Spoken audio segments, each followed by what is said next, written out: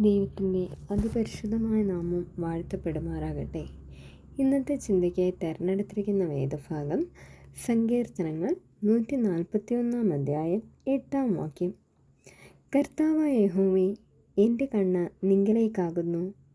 ഞാൻ നിന്നെ ശരണമാക്കുന്നു. എൻ്റെ പ്രാണനെ തൂക്കിക്കളയരുതേ. പ്രിയരെ, നമ്മുടെ ജീവിതത്തിൽ ചില സമയങ്ങളുണ്ടാകാം. എന്തു ചെയ്യണമെന്നോ ആരോട് പറയണമെന്നോ എങ്ങനെ മുന്നോട്ട് പോകണമെന്നോ ജീവിതം തന്നെ വേണ്ട എന്ന് വയ്ക്കുന്ന ചില സമയങ്ങൾ, എന്ത് പറയണം എന്ത് ചെയ്യണമെന്നറിയാത്ത നിമിഷങ്ങൾ. അപ്പോഴാണ് ഈ വചനം നമ്മളെ ഒരു പ്രധാന സത്യം പഠിപ്പിക്കുന്നത്. ദാവീദ് ഇതിലിങ്ങനെയാണ് പറയുന്നത്: കണ്ണുകൾ കർത്താവിലേക്കാണ്. പ്രശ്നങ്ങൾ അതെത്ര വലിയതാണെങ്കിലും ശത്രുക്കൾ ചുറ്റുമുണ്ടെങ്കിലും അവൻ മനുഷ്യരെ അല്ല നോക്കിയത്, ദൈവത്തെയാണ് അവിടെ നോക്കിയത്.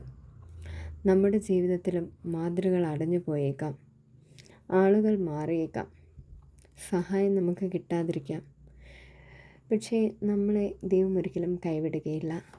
ദൈവം വാതിലടച്ചാൽ അത് തുറക്കുവാൻ ആർക്കും സാധ്യമല്ല.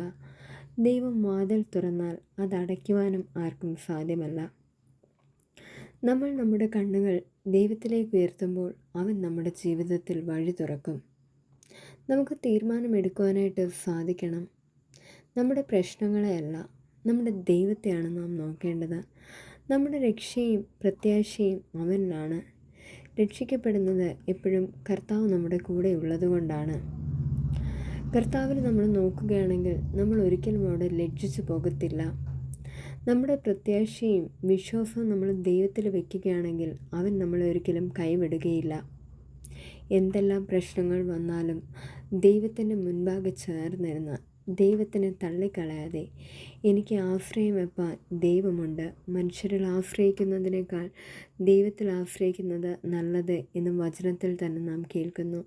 അങ്ങനെ ദൈവത്തിൽ ആശ്രയിച്ചുകൊണ്ട് മുന്നോട്ട് പോകുവാനായിട്ട് ദൈവം നമ്മെ ഏവരെയും ഇടയാക്കട്ടെ എന്ന് പ്രാർത്ഥിച്ചുകൊണ്ട് നിർത്തുന്നു. ആമേൻ.